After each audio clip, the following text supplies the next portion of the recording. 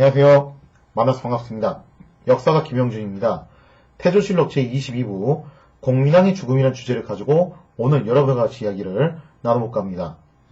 1374년 9월 공민왕으로부터 굉장히 충격적인 지시를 들은 최만생은 아주 안색이 창백해질 수밖에 없었죠. 왜냐하면 공민왕의 계획이 그거였잖아요. 자제이들을 데리고서 자신의 후비들을 사통을 시켜가지고 그 사이에서 나온 아들을 자신의 아들이라고 발표를 하고 자제이들을 제거를 한다. 이게 기본 계획이었는데 마침 이제 자제이 중에서도 공민왕의 총애를 받고 있던 홍륜이라는 사람이 익비하고 사통을 해서 임신을 하게 됐다는 거예요. 물론 그게 아들인지 딸인지는 모르는데 공민왕은 무슨 이유인지 모르겠지만 그거를 또 아들이라고 철석같이 믿었던 모양이에요. 자, 그리고 익비가 임신을 했다는 것을 보고를 했던 환관 최만생이 와가지고 보고를 하자 이 얘기를 듣고서 공민왕은 자신의 계획을 얘기를 하죠. 내일 연회를 베푼 다음에 내가 술에 취한 척 주정을 부리다가 어떻게 하겠다. 홍륜 일파를 싹 다 제거를 하겠다. 그러면 비밀을 알고 있는 사람이 아무도 없지 않겠냐. 그러고 나서 이제 공민왕이 이런 얘기를 해요. 근데 가만히 있어봐. 최만생, 너도 지금 내가 한 얘기 들었지. 그럼 너도 무사하기 힘들겠는데? 이렇게 말하고 떠났다는 거예요. 여기서 이제 최만생은 완전 멘탈 붕괴에 빠질 수밖에 없다는 거죠. 물론 공민왕이 이 얘기를 했던 게 맨정신에서 이 얘기를 한 건지 아니면은 술에 취한 상태에서 이 얘기를 한 건지는 정확하게 기록으로 써있진 않아요. 근데 정황상 제가 볼 때는 이거는 술에 취한 상태에서 한 얘기 같아요. 왜냐면은 일단 첫째, 고려사에 따르면요, 공민왕은 말년에 질투가 많고 난폭해졌으며 또 주색을 탐닉했다라고 기술하고 있는데 여기서 색은 아마 이제 여색이 아니라 남색인 것 같습니다. 자, 그리고 두 번째, 나중에 이제 공민왕이 완전 술에 골아떨어져가지고 만취한 상태에서 잠들다가 거기서 이제 변을 당하거든요. 그러면 아마 시간상 이때 술을 마셨을 확률이 상당히 높겠죠. 그 다음에 세 번째, 상식적으로 생각했을 때 맨정신으로 이런 얘기를 하는 사람이 누가 있겠냐 이거예요. 아니 이런 얘기를 최만생한테 했으면은 그 자리에서 최만생을 제거를 해야지. 그잖아요? 아니면 이런 얘기를 하지 않고 제거를 하던가. 나중에 제거할 거면은. 근데 이것도 아니고 저것도 아니고 말은 또 그렇게 해놓고 가버렸다는 거예요. 자긴 또. 이거는 아무리 봐도 앞뒤 정황상 공민왕이 만취한 상태에서 어쩌다 이제 취중 진담을 한 건지 아니면 그냥 농담조로 한 건지 이런 말을 하고서 자리를 떠난 겁니다. 자, 만약에 혹시라도 이게 그냥 만취한 상태에서 농담조로 한 말이었을 수도 있어요. 그런데 본인은 뭐 취중에 한 말이라고 할 수 있겠지만 그게 어디 듣는 사람 입장에서 그러냐 이거죠. 최만생 입장에서는 이거는 진짜 농담이 아닌 거예요. 최만생의 머릿속에는 자신 또한 목숨을 부지하지 못할 것이다. 그 말이 계속 뱅글뱅글 돌 거라는 거죠. 자, 이제 안색이 창백해진 최만생은 어떻게든 살 길을 찾기 위해서 발버둥을 칠 수밖에 없다는 거죠. 지금 이 시점에서 최만생이 선택할 수 있는 선택지는 얼마 없습니다. 그래서 최만생은 급한 대로 자신과 똑같은 처지로 굴러떨어진 홍륜을 찾아가게 됩니다. 그럼 도대체 이 홍륜이라는 사람은 누구길래 지금 계속 이제 사건의 중심에 서 있는 것인가? 자, 그러면 사료를 통해서 홍륜이라는 사람이 어떤 사람인지 한번 같이 살펴보도록 하겠습니다. 자, 도대체 홍륜은 어떤 사람인가? 자, 사례를 통해서 한번 같이 살펴볼게요. 고려사 홍륜전에 보면 이렇게 써 있어요. 홍륜은 남양 사람으로 시중 홍언박의 손자이다. 이거는 이제 제가 지난 시간에 설명드렸죠. 바로 흥왕사의 변 때 죽임을 당했던 그 홍언박의 손자예요. 공민왕이 나이가 젊고 용모가 아름다운 자를 뽑아서 자제위를 설치했는데 홍륜과 한암, 권진, 홍간, 노선 등이 모두 여기에 소속되어 이 사람은 다 이제 신분이 높은 사람들의 자제들이죠. 음란하고 추잡한 짓으로 총애를 받았다. 그러나 홍륜 등은 궁중에서 늘 숙직하면서 때로는 1년 내내 휴가를 얻지 못했기 때문에 원한을 품게 되었다. 근데 말이 좀 이상해요 이게. 그죠? 자, 고려사에 따르면 홍륜이 처음부터 공민왕에 대해서 좋지 못한 감정을 갖고 있었는데 왜 그랬냐라고 했을 때 총애를 받는 위치에 있는 것까지는 좋은데 1년 내내 휴가를 얻은 적이 없다. 그래서 이거 힘들어서 못 해먹겠다 그러면서 원한을 가졌다라고 하는데, 뭔가 사실 좀 이게 쉽게 납득이 가는 사유는 아니에요. 이거는, 그죠? 뭐 이것 때문에 왕을 죽일 마음이 생기냐, 그건 좀 이상하죠. 자, 근데 홍윤 말고도 이때 이제 자제의 사람들 중에서 휴가도 못 받고 그냥 수시로 공민왕이 호출을 해가지고 그렇게 이제 시중을 드는 바람에 피로가 꽤 쌓였다라는 식의 이야기가 여러 번 나와요. 그러니까 1년 내내 휴가를 얻지 못했기 때문에 원망하는 마음이 생겼을 법은 해요. 그건 어느 정도 사실이긴 해요. 하지만 그거 하나만 가지고서 공민왕에 대해서 원한을 품었다는 거는 뭔가 좀 이제 말이 앞뒤가 안 맞는다는 거죠. 여기서 이제 주목해야 할 것은 뭐냐면은 바로 홍윤의 조부인 홍원박입니다. 홍원박은 일찍이 김용 일파가 주도한 흥왕사의 변 때 살해당했던 대신이었죠. 그리고 흥왕사의 변은 표면상으로는 김용 일파가 공민왕을 시해하기 위해서 시도했던 변란이었지만 이후 공민왕의 태도를 보면 뭔가 석연치 않은 구석이 굉장히 많아요. 이 때문에 성정실록에는 또 뭐라고 써있냐면은 김용이 반역죄로 죽임을 당했는데도 불구하고 공민왕이 여전히 정신 못 차리고 김용을 그리워하고 있다고 굉장히 이제 비평을 하고 있다는 거죠. 그러니까 당대 사람들도 후대 사람들도 다 이상하게 생각했던 부분 중 하나예요. 분명 김용은 반역자고 공민왕을 죽이려고 했던 사람인데 왜 말년에 공민왕이 김용을 그렇게 그리워했냐 이거죠. 그래서 이것 때문에 나름의 의혹이 있었다고 그랬죠. 그래서 흥왕사의 변은 사실 처음부터 김용이 공민왕의 지시를 받고, 그죠? 알고 보면 이제 신익 쿠데타였고 공민왕의 지시를 받고 홍원박을 비롯한 대장파 신하들을 숙청하기 위해서 일어난 사건이 아니었냐라는 그런 견해도 있어요.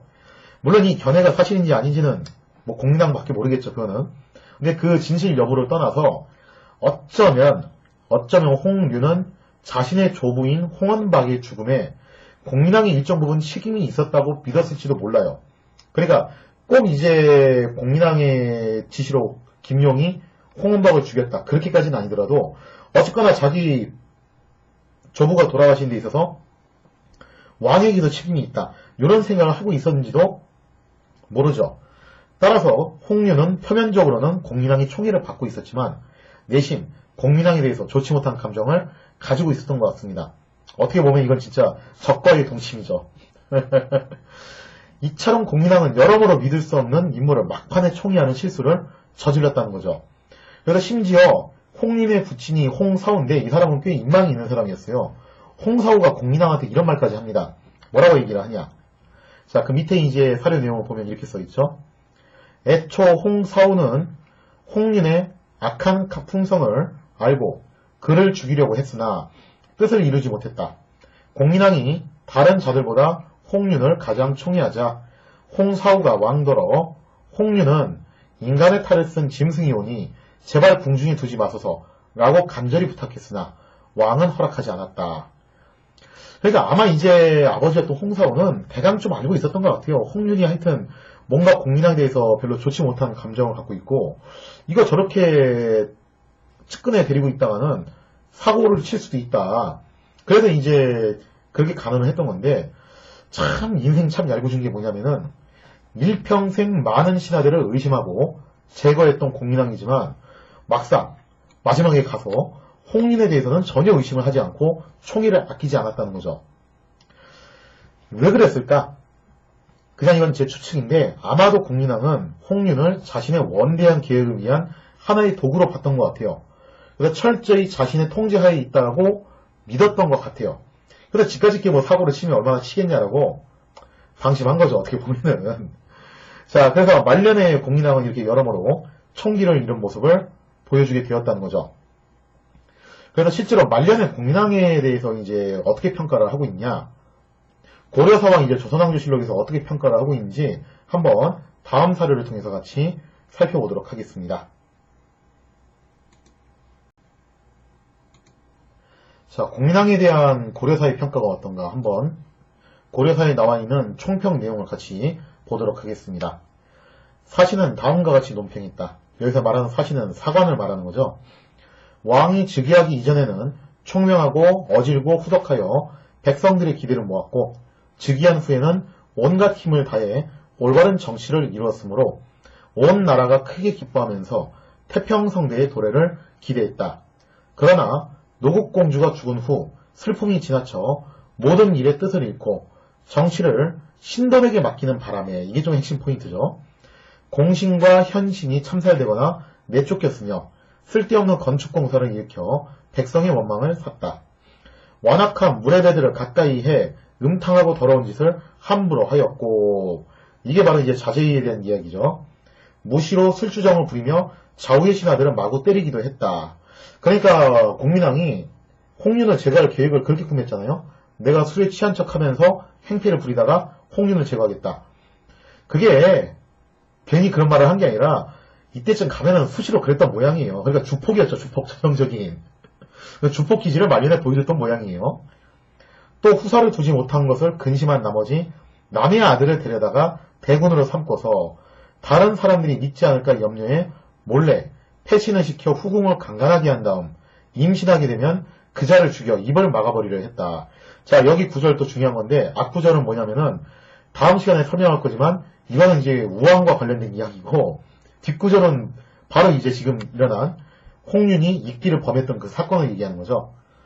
폐륜적인 행동이 이와 같으니 죽음을 면하려고 한들 어찌 피할 수 있겠는가라고 해서 이렇게 평가를 하고 있습니다. 자, 고려사에서 이제 이렇게 평가를 하고 있는데, 물론 이제 이런 비판을 하실 수 있어요.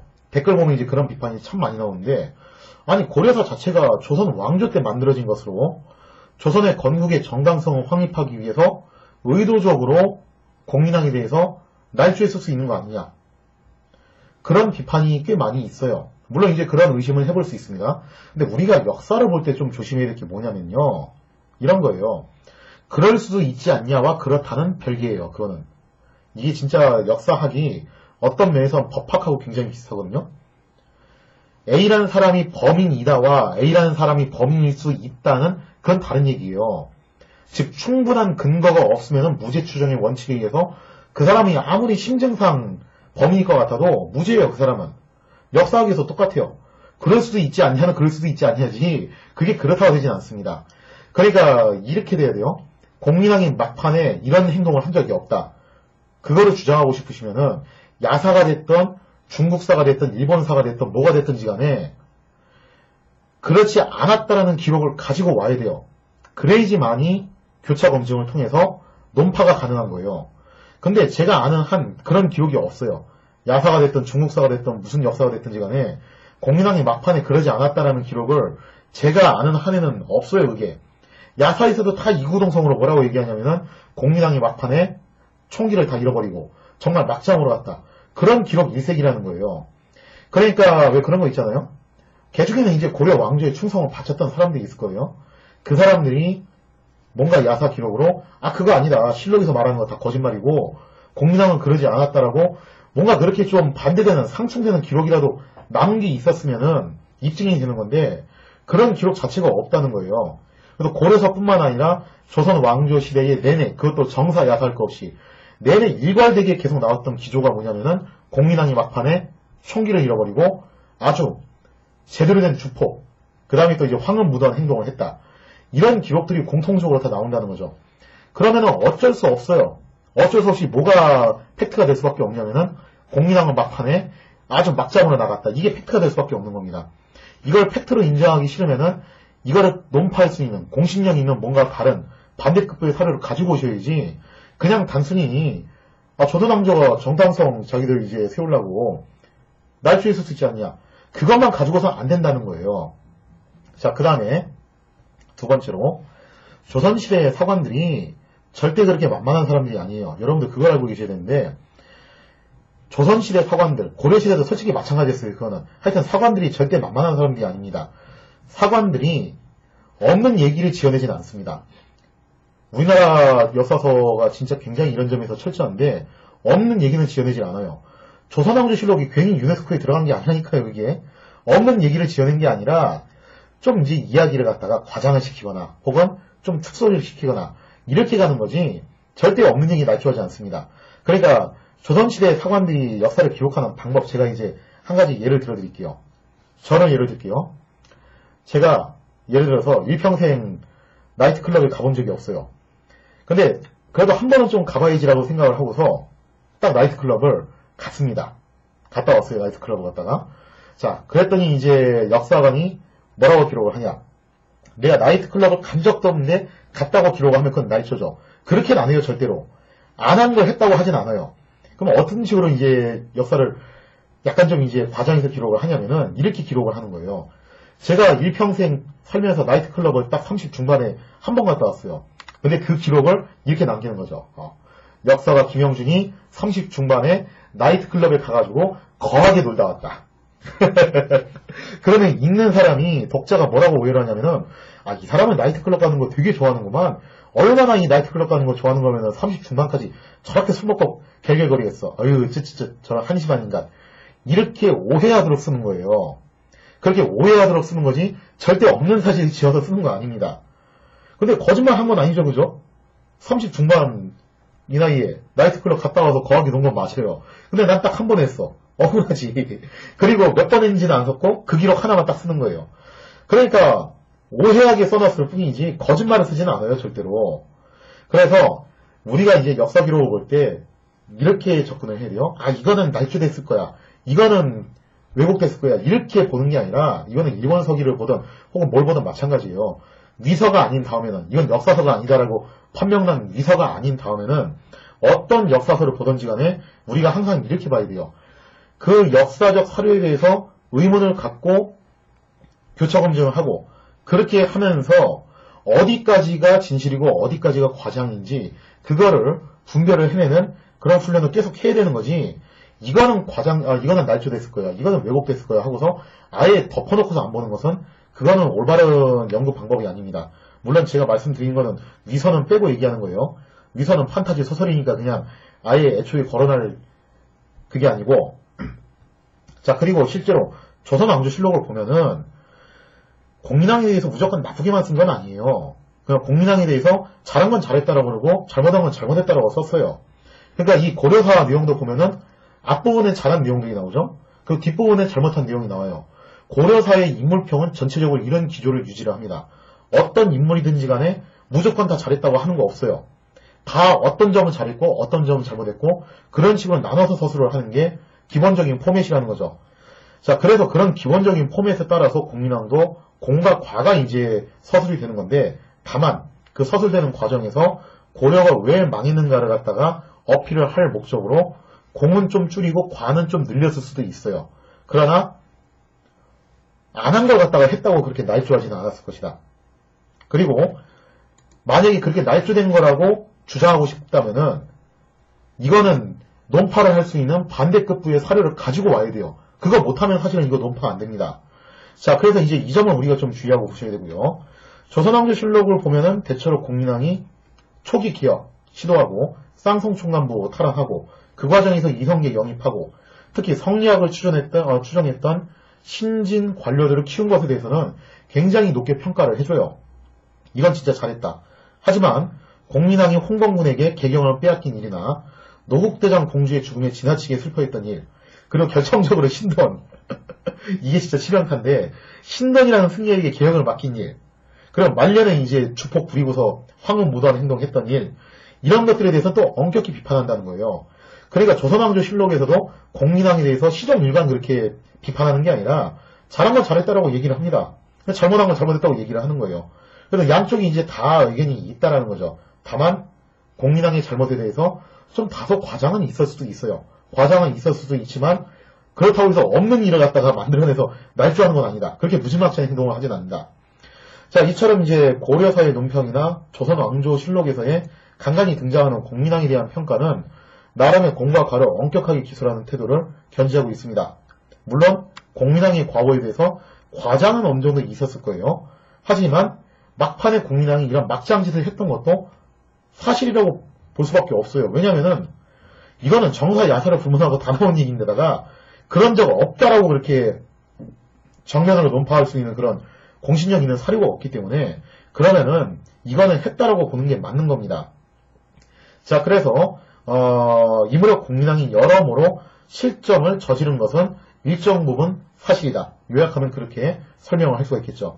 그래서 어떤 면에서 보면은 공민왕은 누구하고 되게 유사하냐면은 조선시대 광해군하고 상당히 유사해요. 광해군도 세자 시절의 광해군은 정말 대단했어요. 그리고 즉위 초반에도 그렇게 나쁘진 않았어요. 근데 광해군도 뒤로 가면서 점점 흑화돼가지고 막정으로 간 케이스거든요. 그러다 인조반정이 일어나다 보니까 반정 측에서는 자신들의 이제 정당성을 내세울 목적으로 광해군이 안 한 걸 했다고 한 게 아니라 그것도 똑같아요.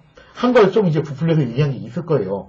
근데 그렇다고 해서 그런 거 안 했냐고 하면은 했지. 토목공사 엄청 일으키고 아주 반인륜적인 폐허 설치하고 말이 좋아서 중립외교지 그냥 사로우 전투에서 1만이 넘는 병력을 다 말아먹고 그런 실정을 광해군도 분명히 하기는 했어요. 그러니까 우리가 이제 어디까지가 팩트고 어디까지가 해석인지를 구분하는 훈련을 갖다 계속 해야지 덮어놓고 이거는 믿으면 안 된다. 이런 식의 접근은 올바른 역사를 공부하는 방법은 아니다라는 거죠.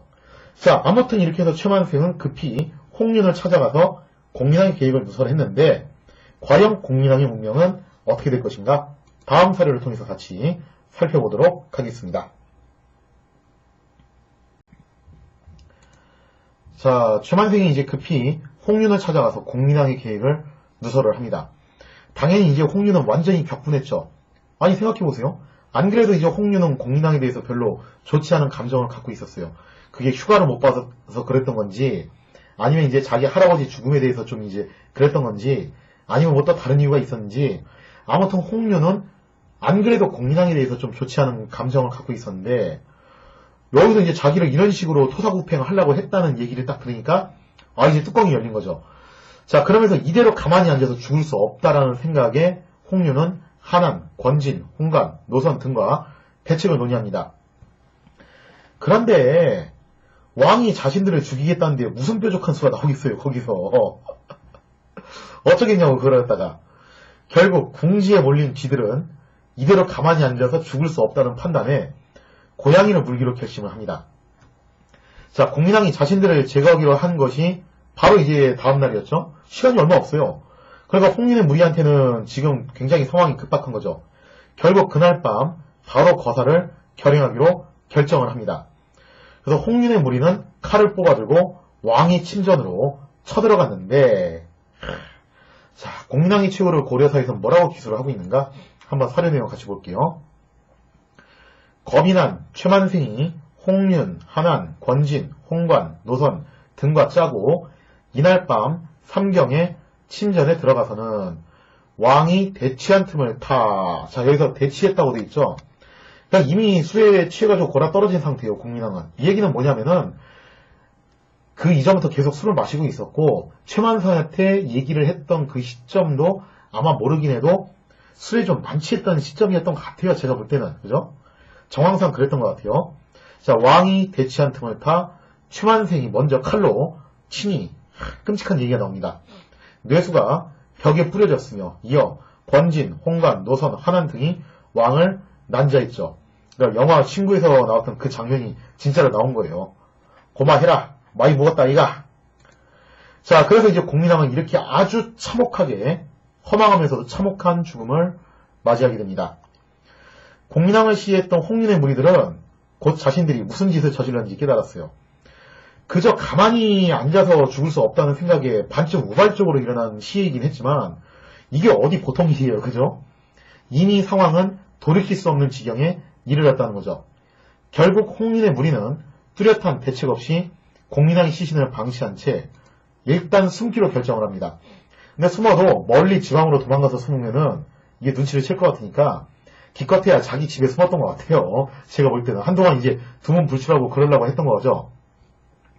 자, 잠시 후 자제이의 총괄 책임을 맡고 있던 김흥경이 공민왕의 시해 현장을 목격을 하게 됩니다. 참고로 이 김흥경이라는 사람도 공민왕의 지시를 받고서 입기하고 사통을 했던 사람 중 하나고 자제이의 총괄 책임을 맡고 있었던 사람이에요. 사실 공민왕이 시해를요 원래 막을 수 있는 그 찬스가 있었어요.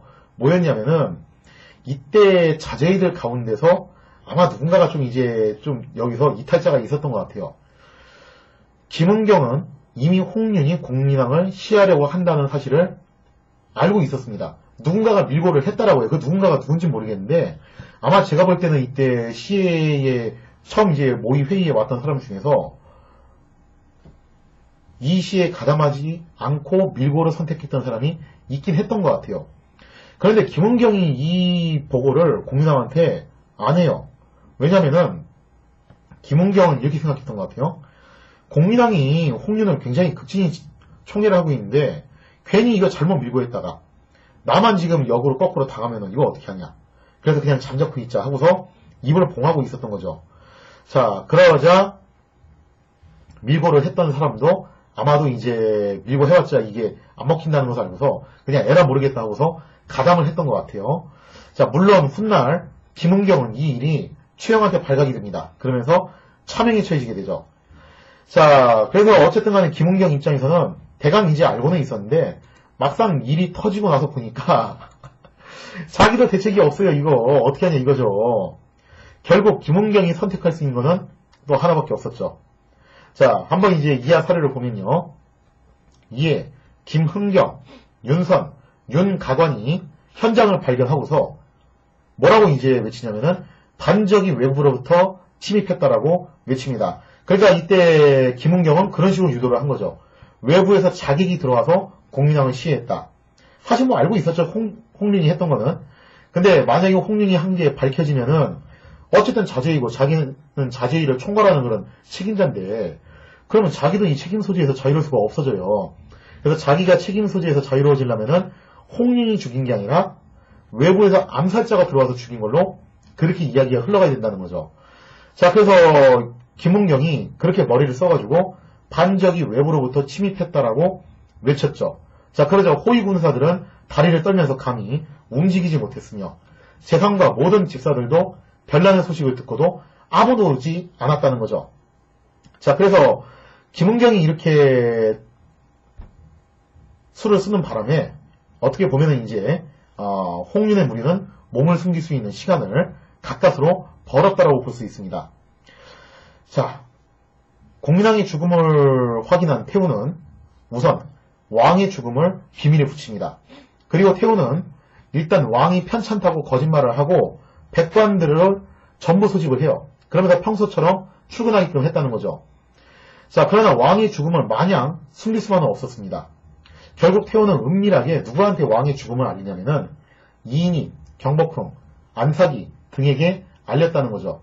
그래서 이들을 불러가지고 후속 대책을 논의하려고 했는데 근데 태우가 숨기려고 했어도 아마 어느 정도 좀 이제 소문이 터졌던 것 같아요. 그래서 이제 적어도 변란이 났다라는 그런 소문이 퍼지면서 신하들이 무서워서 출근을 안 하려고 하는 거죠. 지금 좀 전에 사례에서 보신 것처럼. 자, 그런 상황에서 정말 대담무쌍하게도 궁으로 들어가서 사태를 수습하기 위해서 팔을 걷어붙인 사람이 있었습니다. 그 사람이 누구냐? 바로 이인임이었다는 거죠.